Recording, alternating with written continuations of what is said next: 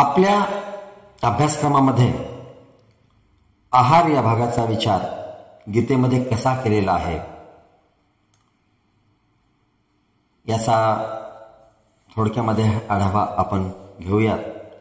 गीतेच्या 17व्या अध्यायामध्ये जो श्रद्धात्रय विभाग योग या नावाचा अध्याय आहे, या अध्यायामध्ये सत्व रज तम म्हणजे काय या अर्जुनाच्या प्रश्नावर श्रीकृष्णाने उत्तर देताना इतर बाबींसोबत आहाराची विभागणी सुद्धा या 3 गुणांमध्ये केलेली आहे आणि त्याचं विवेचन याच्या पुढच्या श्लोकांमध्ये दिलेलं आहे. आता आपल्याला माहित आहे हे 3 गुण कोणते आहेत ते पण आपण बघूयात. तर 7वा श्लोक जो आहे या अध्यायामधला तो कुठला आहे? 17व्या अध्यायातला 7वा श्लोक श्रद्धात्रय विभाग योग या अध्यायामधला. आहारस्त्वपि सर्वस्य त्रिविधो भवति प्रियः यज्ञस्तपस्तथा दानं तेषां भेदमिमं शृणु. सर्वांना आवडणारा आहार हा 3 प्रकारचा असतो. त्याचप्रमाणे यज्ञ, दान, तप यांचेही 3 प्रकार असतात. या सर्वांवर प्रकृतीच्या 3 गुणांचा प्रभाव असतो. यातील सर्व प्रकार हे प्रकृतीच्या 3 गुणांवरच आधारित असतात. आता प्रकृतीचे 3 गुण कोणते आहेत ते आपण सांख्य दर्शनामध्ये बघितले होते. कुठले आहेत 3 गुण? मग प्रकृतीचे मूळ 3 गुण जे आहेत सत्व, रज आणि तम. कारण आपण हे पण बघितलं होतं की प्रकृतीच्या मूळ स्वरूपामध्ये हे 3ही गुण साम्यावस्थेमध्ये आहेत. त्यामुळे प्रकृतीच्या या 3 गुणानुसार आहार 3 प्रकारचा असतो. म्हणजे सात्विक आहार, राजसिक आहार आणि तामसिक आहार. त्याचं वर्णन पुढच्या काही श्लोकांमध्ये केलेलं आहे. परंतु त्याच्यासोबतच यज्ञ सुद्धा अशा याच 3 प्रकारचे आहेत, दान सुद्धा याच 3 प्रकारचे आहेत आणि तप सुद्धा याच 3 प्रकारचे. आता तो विचार आपल्याला करायचा नाही अभ्यासक्रमामध्ये नसल्यामुळं, परंतु खूप छान वर्णन आहे. तुम्ही जरूर या अध्यायाचा अभ्यास करा, जरूर अभ्यास करा. आता आपल्याला या अभ्यासक्रमामध्ये जरी फक्त विहाराचाच जरी विचार करायचा असला, परंतु दान कसं असलं पाहिजे, त्याच्यानंतर यज्ञ कुठल्या प्रकारचे असले पाहिजेत याचं फार सुंदर वर्णन या अध्यायामध्ये केलेलं आहे. याच अध्यायाचा पुढचा 8वा श्लोक आहे, बघूयात आपण. आयुः सत्व बलारोग्य सुख प्रीती विवर्धनाः रस्या स्निग्धा स्थिरा हृदया आहार सात्विक प्रिया. या श्लोकामधून कुठला आहार घेतल्यानंतर सत्वगुणांची वृद्धी होते किंवा सत्वगुणी लोकांचा आहार काय असतो हे थोडक्यामध्ये सांगितलेलं आहे. काय सांगितलंय बघू आपण. जो आहार आयुष्याची वृद्धी करतो, विवर्धना. त्यानंतर जो आहार बल वाढवतो, बलाचं संवर्धन करतो, सुख उत्पन्न करतो. म्हणजे आहार सुखकर असला पाहिजे. आहार घेतल्यानंतर सुखकर त्याचा परिणाम झाला पाहिजे. सुख उत्पन्न करतो आणि सुख वाढवतो. जीवनामध्ये संतोष वर्धन करतो, संतोषाचं वर्धन करतो. असा आहार रसयुक्त असतो. रस्याः स्निग्धाः म्हणजे असा आहार स्निग्ध असतो. म्हणजे गाईच्या दुधापासून बनलेले जे दूध, लोणी, तूप यांच्या युक्त जो आहार असतो ना त्याला स्निग्धाः असं म्हटलेलं आहे. जे आपल्या शरीराचं पोषण करतात. स्निग्ध असतो म्हणजे शरीरामध्ये शीतलता निर्माण करतो. स्निग्ध आहार जो आहे तूप आणि लोणी हे आपल्या शरीरामध्ये शीतलता उत्पन्न करतात.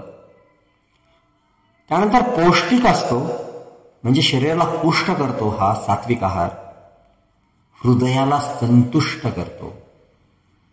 म्हणजेच प्रसन्नता निर्माण करतो, अशा आहाराला सात्विक आहार असं म्हटलेलं आहे.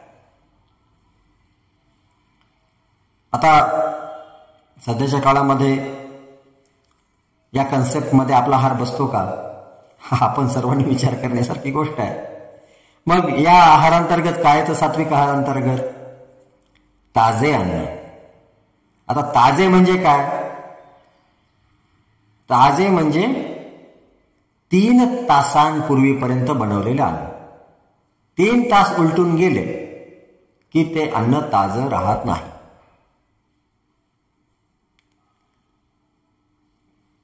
त्यानंतर ताजी फळे, हिरव्या भाज्या, काही फळभाज्या सुद्धा येतात सात्विकमध्ये, अंकुरित धान्य, दूध व दुग्धजन्य पदार्थ, म्हणजे याच्यामध्ये गाईचंच दूध आणि प्रामुख्यानं लोणी आणि तूप. दुग्धजन्य पदार्थ म्हणजे लोणी आणि तूप, दूध, लोणी आणि तूप इत्यादींचा समावेश होतो सात्विक आहारामध्ये. आणि आहार बनवताना सुद्धा सात्विक भाव हा फार महत्वाचा आहे. आहाराचं वैशिष्ट्य सांगताना तो कोणत्या भावनेनं बनवला जातो ती भावना फार महत्वाची आहे. म्हणजे जुन्या काळामध्ये जे त्याला काय म्हणतात, आध्यात्मिक क्षेत्रामध्ये जे लोक असायचे ते सहसा बाहेरचं अन्न टाळत असत, अजूनही टाळतात. त्याचं कारण आहे की तो आहार कुठल्या भावनेनं बनवलेला आहे त्याच्यावर त्या आहाराच्या सेवनानंतर आपल्या शरीरावर, मनावर काय परिणाम होतो हे अवलंबून असतं. आता याचं महत्व सांगणारी एक कथा आहे. कथाच आहे की एकदा एक ऋषी साधू एका राजाच्या राजमहालामध्ये जातात. आता त्या काळामध्ये प्रथा होती, प्रवास करता करता राजा त्या मार्गावरून जाणाऱ्या साधू संन्यासांचा सत्कार करायचे, त्यांचं आतिथ्य करायचे. आणि मग हे साधू असं त्या राजमहालामध्ये जातात. साहजिकच मुक्काम होतो, राजा त्यांचं आतिथ्य वगैरे करतो. आता तिथे राजवाडाच म्हणल्यानंतर कशाची कमतरताच नव्हती. यथावकाश चर्चा होतात, राजाला उपदेश होतो, भोजनं होतात आणि मग रात्र होते, झोपी जातात. सकाळी उठल्यानंतर ते जे साधू असतात, ते जे संन्यासी असतात, ते काय करतात, राजाच्या त्यांच्या शयनकक्षामध्ये जे सुवर्णाची पात्र असतात ते आपल्या झोळीमध्ये टाकतात आणि निघून जातात.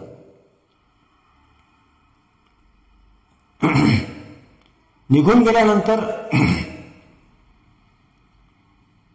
बऱ्याच काळानंतर, किंबहुना कदाचित 2-4 दिवसानंतर त्या साधूच्या असं लक्षात आलं की आपण हे फार मोठं पाप केलेलं आहे. अशी वस्तू चोरून आणणं हे पापच केलेलं आहे, म्हणून त्यांना त्याची उपरती होते. परंतु त्याच्या मुळाशी ते जायचं ठरवतात. कारण माझा स्वभाव तर असा नाहीये. आणि मग माझ्या मनामध्ये अशी इच्छा का उत्पन्न झाली चोरी करण्याची. मग ते राजाच्या राजवाड्यामध्ये जातात. राजाला आनंद होतो. कदाचित राजाच्या गावी पण नसेल असं काहीतरी झालं, राजवाडा होता.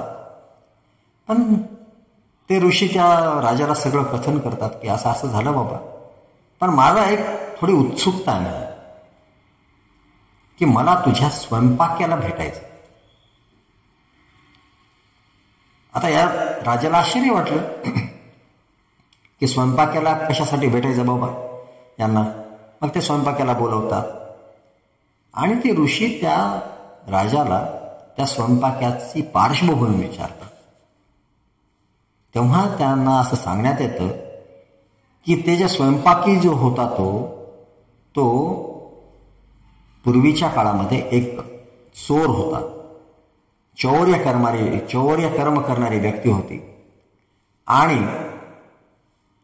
त्याला ती जी काही सजा मिळाली असेल ती उपभोगून झाल्यानंतर मग त्याला राजवाड्यामध्ये बल्लव म्हणून ठेवण्यात आलेलं होतं. तेव्हा त्या साधूने सांगितलं की या चोराने बनवलेलं अन्न सेवन केल्यामुळं माझ्या मनामध्ये सत्वभावाचा लोप झाला आणि मला चोरी करण्याची प्रवृत्ती निर्माण झाली. ही कथा आहे, रूपक कथा आहे. म्हणजेच स्वयंपाक करताना सुद्धा आपला काय भाव असतो हे फार महत्वाचं आहे. त्यामुळं आपण सर्वांनी घरच्या आहाराला प्राधान्य दिलं पाहिजेत आणि तेच खऱ्या अर्थानं सात्विक आहार असतो. त्याच्यामधून सात्विक रस उत्पन्न होतो.